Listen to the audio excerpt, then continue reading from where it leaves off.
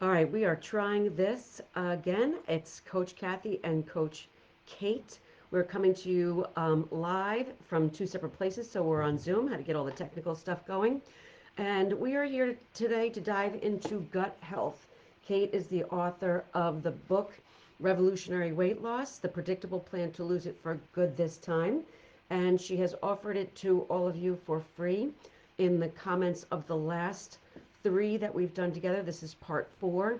We will leave that for you as well, again, in today's comments, so that you can get a copy of the book for free and start reading it yourself.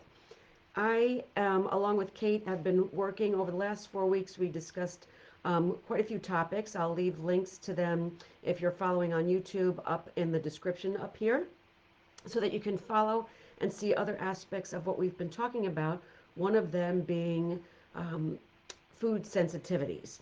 So I personally did a test for food sensitivities that we sent out together and got back and went over last night together. And we're going to go over that with you in a little bit after we get started so that you can kind of follow along with what I'm doing, which isn't, it wasn't perfect, but it was interesting. And with that information, you have the power to change your health, which is what we'll be working on together over the next 30 days. So we're going to go over that. So, Kate, welcome and thank you for joining me on here. Has not been Thank easy between the two of us getting our volume on and Zoom and everything, but such are COVID times. What are you going to do, right? Such is you. And life. you can hear me now? I can hear you, yes, perfectly. Excellent. Yep, I'm just going to turn my, make sure my phone is on mute. And let's get going on gut health. So, we've discussed food sensitivities, we discussed hormones together. So, this time around, we're talking about gut health. And as separate as they all seem to be, is as interconnected, of course, as it all is, because we're one being. So, why don't we start with going over what it is that we test for when we're looking at the gut versus what we've been doing so far, because they're closely related, but they're different and they each have their own sort of root cause, wouldn't you say? Wouldn't you say? Yes. Yeah. I mean, well, we've talked about, like you mentioned, hormone imbalances, micronutrient deficiencies, food sensitivities, and while they each play a unique role in the body as far as dealing with health issues, and the focus of the book is on weight loss resistance, it all really does begin in the gut. So I know you and I talked before, and if I were to rewrite this book already, I would maybe start with gut health because it's that important. But it's so intricate. There's so many different things that are going on in the gut. So this book was really meant to be a resource for the kind of do-it-yourselfers, the DIYers that out there that want to figure out what's going on with their health issues themselves and utilize functional diagnostic testing to do so. And so when we're looking at hormones and the other things like food sensitivities and stuff like that, the testing world is fairly new, up and coming, and so it's easier to get your hands on a direct to consumer hormone test and food sensitivity test. In fact, the one that we did together is something that anyone can order themselves. And along with, and one of the reasons why I chose that test is because they added a candida screen to it, which is a gut bacteria. So, and what I've learned over the years in my practice and working with so many people is that when there are food sensitivities, when there are micronutrient, vitamin mineral deficiencies, there are always gut imbalances as well, and that's kind of where it starts. Okay, and so we were talking about as we get together, you were saying that there's so much that you've learned recently, even since writing the book, and this is still all valuable information that we start with, but because things change so often, you've even learned so much since even writing this, and it was just published. That's because there's, with so many people, this is what I find with mindset coaching and even personal training and working with people one on one, because everybody is so different. Everybody that you work with teaches you something new, Yep. and in our professions of coaching and digging deep and trying to help people have transformations, it means that we have to do the research. We have to dig, and in a lot of cases, in some situations, learn some things that we may not know yet ourselves, but are willing to be leaders in learning and do the research to help those people make these changes.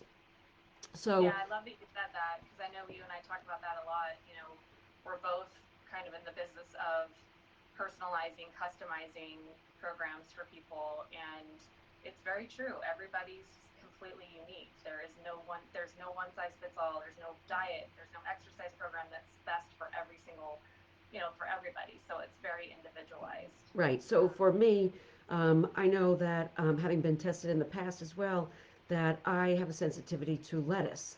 So it would seem, appropriate for me as a trainer to tell people that, to eat better, they can eat, tons of salads. But if I were to do that, I might remain in an inflamed state. And so that would work against me in regard to weight loss, which is why we call it weight loss resistance. So let's go over this Right. opportunity for you to almost rewrite and update, and we'll share. I know we were going to talk about sharing my information, but there was someone, were we going to talk about someone you were going to share as well, anonymously? I certainly can. I mean, I can talk about a couple of different clients. I'll leave their names out, Mm-hmm. obviously. But some of the things that I'm discovering just recently over the past several months since I published the book, that you know whether it's digestive issues or brain fog or skin problems, mood swings, those all can originate and most of the time do in the gut. And there can be either an imbalance of gut bacteria, meaning there might be, and I call them gut bugs, meaning there might be too much of the bad gut bugs, not enough of the good.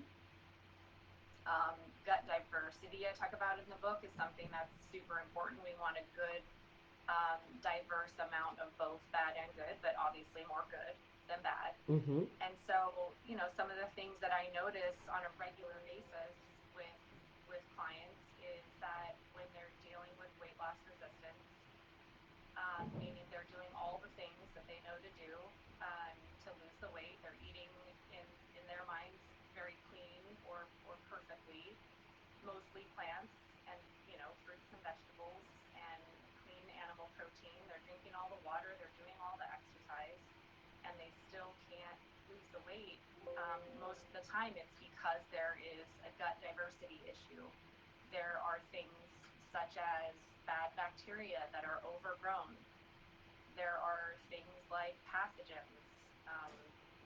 I've had several clients recently discover that they have some pretty serious bacteria that they had no idea was hanging out in their gut, and even some, you know, parasites and things like that.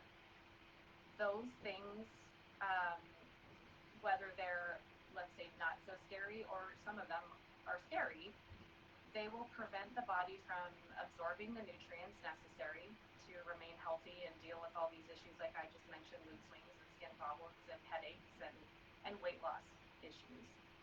Um, and and so being able to really take a close look at what exactly is going on and which gut bugs you need to adjust the levels of in various ways is so incredibly important. I mean, you can spin your wheels for years just not knowing that you have a gut imbalance.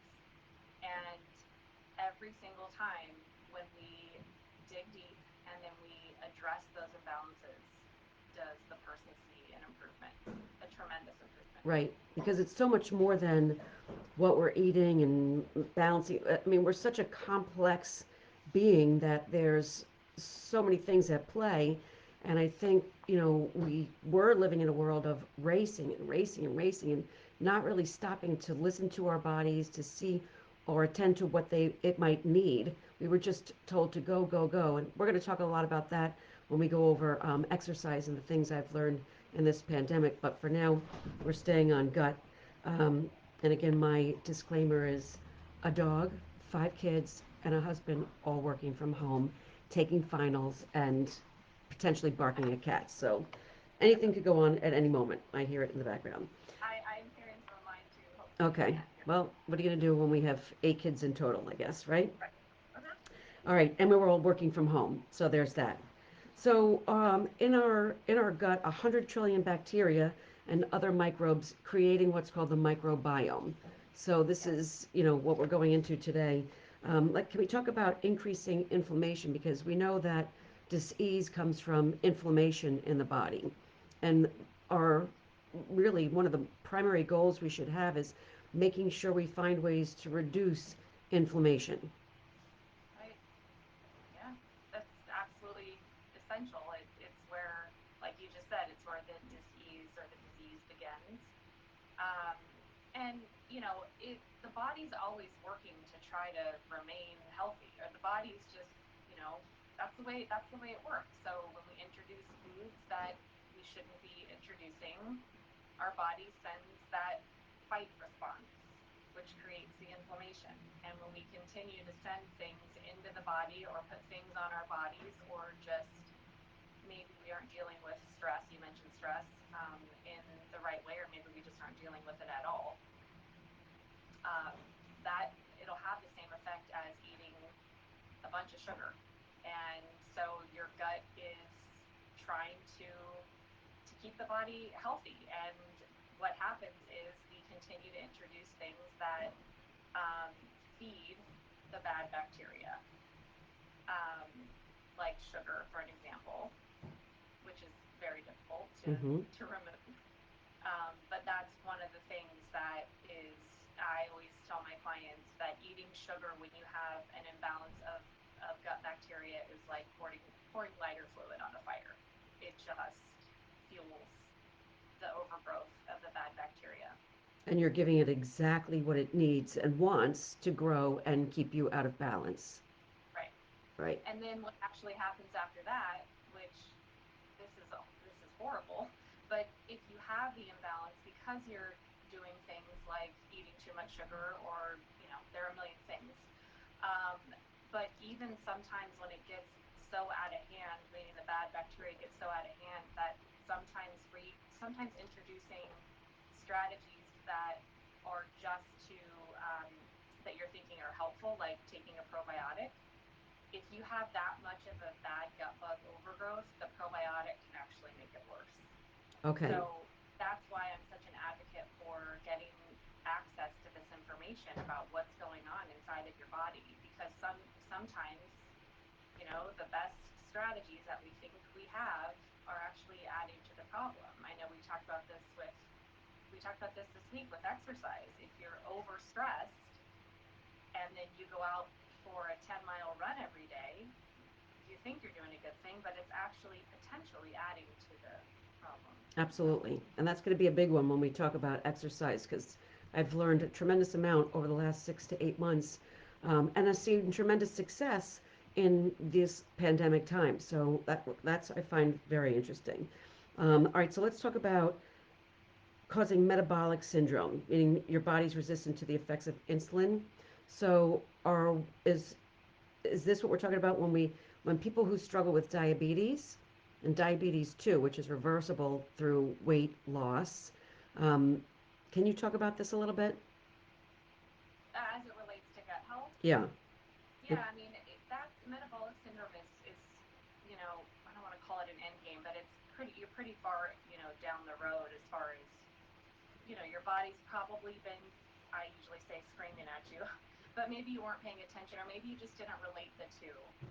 You didn't realize that, let's say, the headaches or the exhaustion was a result of a bad gut bug, or, you know, some kind of a food sensitivity. So you continue to eat the same things and do the same things, have the same strategies. Basically, you aren't changing anything. And so that will lead your body to the point where it doesn't produce things like insulin effectively. So that's where that's sort of or not sort of, it is a more serious situation where you really need to figure out why that's happening. And it could be a combination of a lot of the things we've talked about. But, you know, really understanding why it's going on. Again, I'm going to, talk about the testing again. It's super important to figure out exactly why is so important, so that you can address it at that level versus just, throwing things at it to see what's going to help. Right. And I think that's what I've been doing actually. Let's talk about can you change gut bacteria to lose weight? So I'm pulling these things out from the book. You can see I have it highlighted. I have things underlined because as I've been going through it, I've been learning and coming back here so that we can talk about it. But I know there's two gut bacteria related to lean body weight, and somebody with lean body weight is more likely to have higher amounts of this. Right. So let's talk about the good news of how you can change your gut bacteria and you can change your weight. Okay, that's a great, like, that's a very loaded question, but just kind of basic. It's more about, unfortunately, it's more about the things that you shouldn't be doing or things that you could potentially stop doing that you're doing. That is sort of step one when you're correcting a gut imbalance. So we already mentioned sugar. So removing sugar from your diet is absolutely essential when there's a gut imbalance.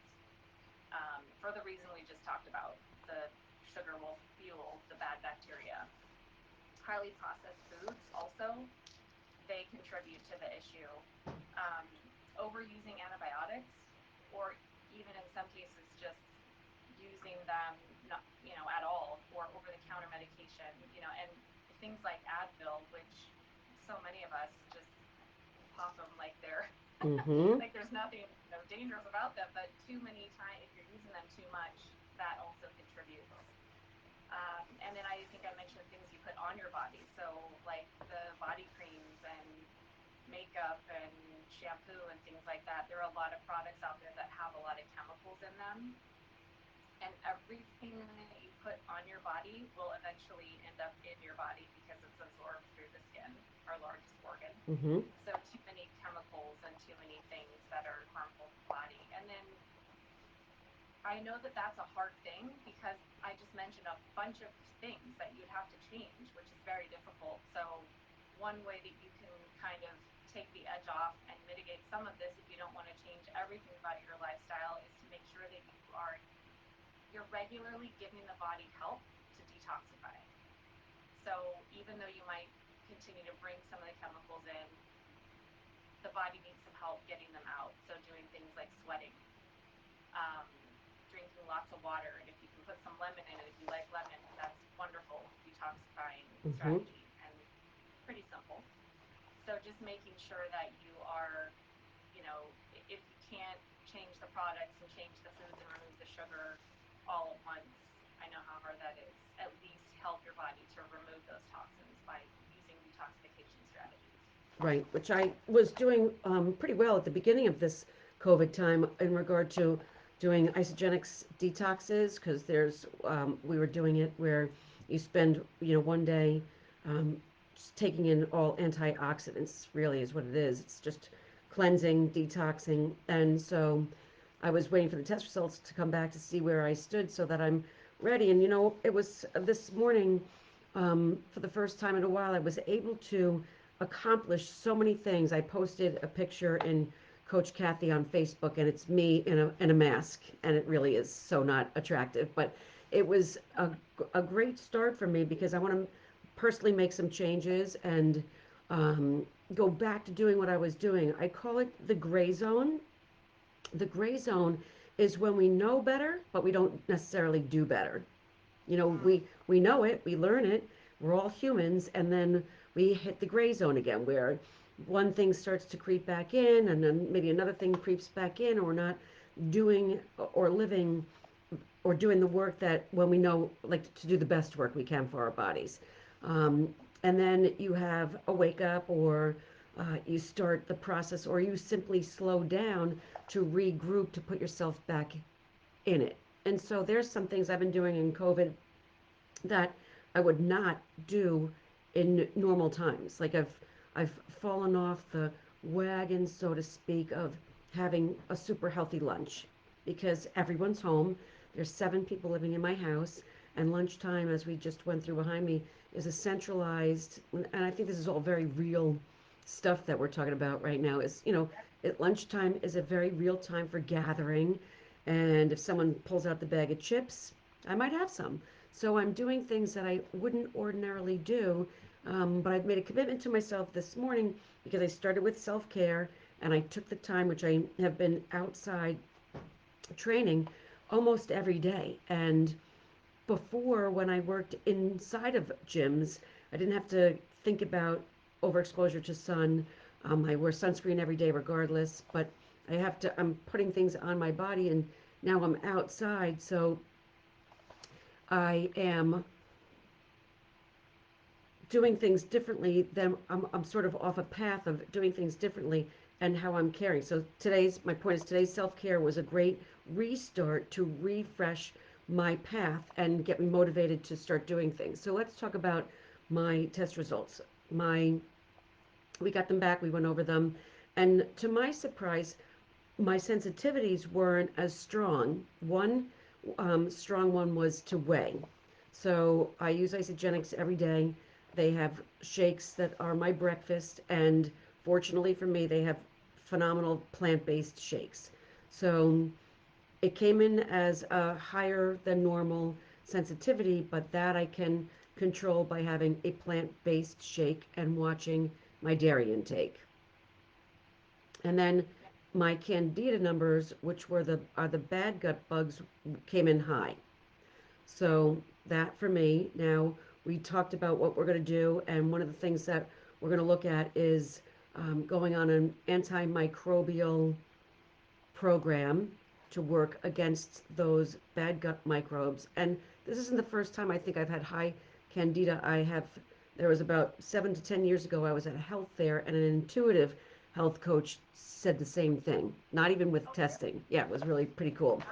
Wow. Um, so my gut's out of balance and I'm excited actually to see what will happen as a result of taking a higher level of care for myself to treat the problem, to see where my body goes after. I would say in COVID, between March and May, was my one of my healthiest places in here. I remember going into Memorial Day weekend on my way to Alabama. I had just done a 30-day and felt really good. I was at my leanest. And then summer, what have you, I don't know, I haven't been on the same healthy path. I know what works, the gray zone.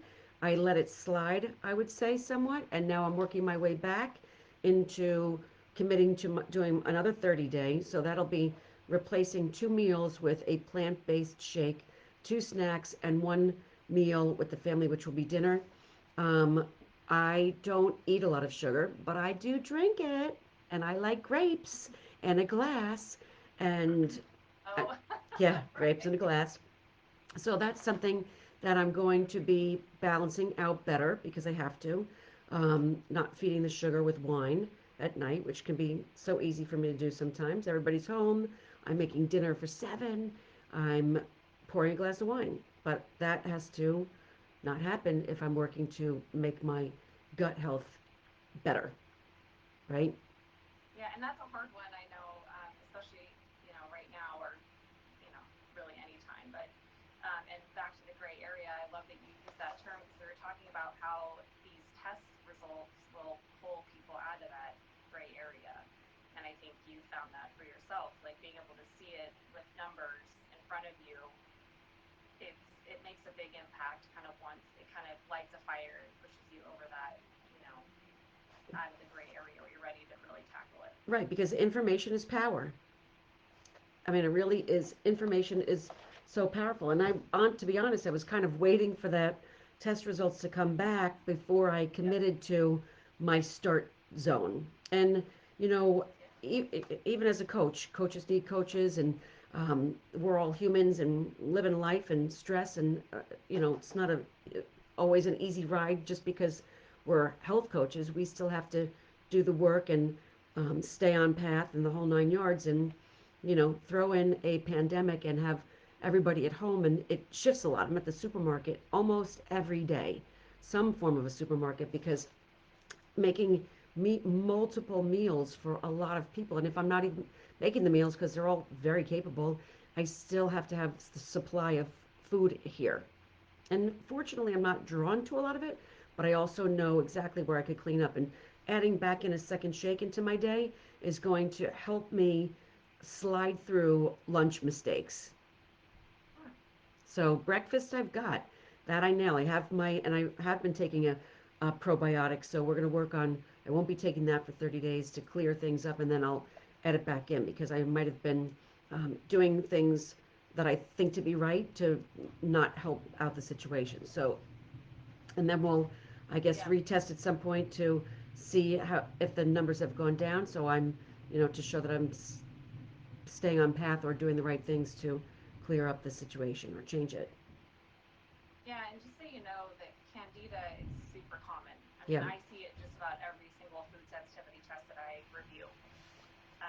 And it's, it can be very quiet and not cause a lot of issues, but it can really cause havoc if you let it go. right. Um, so it's good that we've discovered it and we can tackle it. And when you do overcome and bring the levels way down, I see some pretty incredible transformations in people when they do that. Their energy levels go up, and those that were experiencing that like brain fog, that clears up. And then if it's causing part of the weight loss resistance issue, I've seen that just addressing gut bacteria has changed the game in weight loss for so many of my clients. It's pretty incredible. Yeah, that's Um, so cool. I mean, yeah, it's funny I should say this, but I'm kind of excited to see what'll yeah, happen by. I love the science. I love the balance. I love creating balance. I love finding my way back onto a path because I believe when I find my way back, so many other people do too because I remotivate people. And, let's be honest, these last, I want to say 6 months, but really it's more like 9 haven't been normal at all. right. We've been in this time since March 16th for most of us here in the United States. I mean, I had a birthday party on February 29th, and 2 weeks later the world shut down. And thank God it was everybody was safe from that point on. But and then we've had to enter a whole new experience. But it doesn't mean we have to come out in the spring not healthy or not whole, not balanced, even with exercise and winter. And again, we're going to go over this next week, so I won't go too far into this, but I'm blown away by how I look forward to being out in nature, how I look forward to the elements, whether even if it's rain. I mean, it's just nature. It's what we used to. I used to almost be more baby like, and on a cold, rainy day, want to crawl back in bed. But now I am out there working all the time, and it's been fascinating. We can come out in the spring very healthy, maybe more healthful than ever, because as we enter the holidays, I'm starting my 30-day. I'm going on this plan now. And I'm doing this in December. And I've had plenty of successful clients come through with weight loss in December because they've chosen health and getting through the holidays by not letting it all go. And so, with fewer parties and fewer gatherings, this might be the best December ever to really get ourselves balanced. Yes, I love that. Yeah, That is so true. And um, as it relates to this, to the testing, I kind of joke a little bit that one blessing from COVID, which is funny to say, but one blessing from COVID is that the labs that I work with have found a way to do all of this testing from the comfort of your home. You right, don't have to go anywhere. So, like the test that you did is a finger prick test that you do at home. These labs have mobile phlebotomists that will come to you. They have kits that they will send to you. So you don't have to make an appointment and go anywhere. You can do right, this from home, figure out what's going on from home. So I just wanted to mention that because I know people are thinking, if they're anything like me, they're thinking of all the excuses why now's not a good time. right, right. I've got really good excuses for everything, but yeah, exactly what you said. Right now is the perfect time. For total health. So maybe Yeah, maybe this is the best time yeah, to be taking care of ourselves because we have that time to do so and we are able to care for ourselves because we're home. And so maybe this is like if you didn't see it, feel free to go laugh at me and Coach Kathy. But self care is truly important, and whether it's what we've talked about, exercise, finding out about your food sensitivities, maybe what our hope is that by balancing out the bacteria in the gut, I won't have as many problems with foods as it relates to being sensitive to them. So we're, Yes. I mean, I'm here to experiment and lead the path and find out, how to balance and be better at it. And then I'll use the tools that are my go-tos, which is isogenics, and do more cleanse days and get those back in. I was really, again, at the beginning of this, I was doing really well with that for the first 60 days. And then balancing with the plant-based nutrition so that I'm taking in the right nutrients until we clear it up or find a way where the numbers get down, and then we work to bring total health back. So I am here to encourage all of us to use this time to find balance. Again, we'll be back next week talking about exercise. We've got some fabulous information, and I hope I can share a way that's a new perspective on what I've seen through these changing times, but how incredibly important exercise is to our immune system and staying in good health. Um, so we'll have a And lot to for talk about.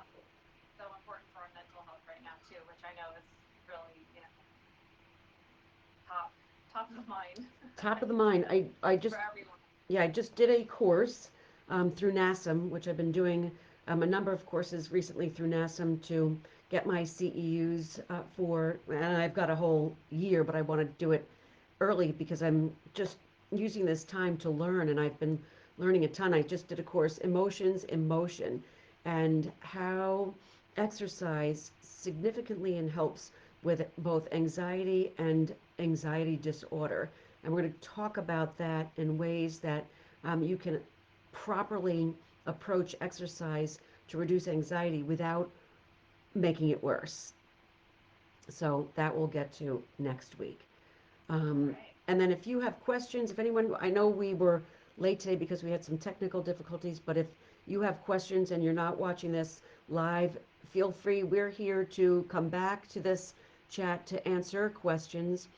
So feel free to leave them here in the comments. So, Kate, can we leave the link in the comments for the live on where they can order a test Yes, from? I will do that. So, and then the link so that everybody can get a copy of the book so they can read along with it between your science and helping people with finding out how to balance the inside scientifically from gut to food sensitivities to micronutrient deficiencies, along with my hopefully mindset motivation and getting everybody to exercise. We're going to be working really hard over the next few weeks as well to be taking total care of our total selves because Yes. that's what it's all about. And a lot of people I know are experiencing a lot of trying times and anxiety and fear and the lack of knowing where we're going and what's going to happen next. So we are here to help you get through that. Yes, absolutely. Thank Awesome. you. Thank you. All right, so we'll be back with links and comments. If you have any questions, please feel free to leave them. Thanks for being patient with us as we figured out our technology and volume and everything that goes along with the new way of living in a good way. All right, so thank you, Kate. I will talk to you soon. Thank you all for watching. If you tuned in, we appreciate you. And we'll be back next week talking about the importance of exercise and remotivating you to get back out there. All right. And then we'll leave the contact information in comments as well so you know how to get in touch with Kate. You want to just throw out how they can reach you here live? Sure. My website is probably the easiest, integrativewellnessadvisors.com. Um, or just, leave a comment and say, you know, contact me or send me the book, whatever you want to comment.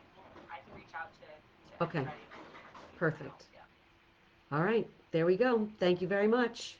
Bye, Thanks. everybody.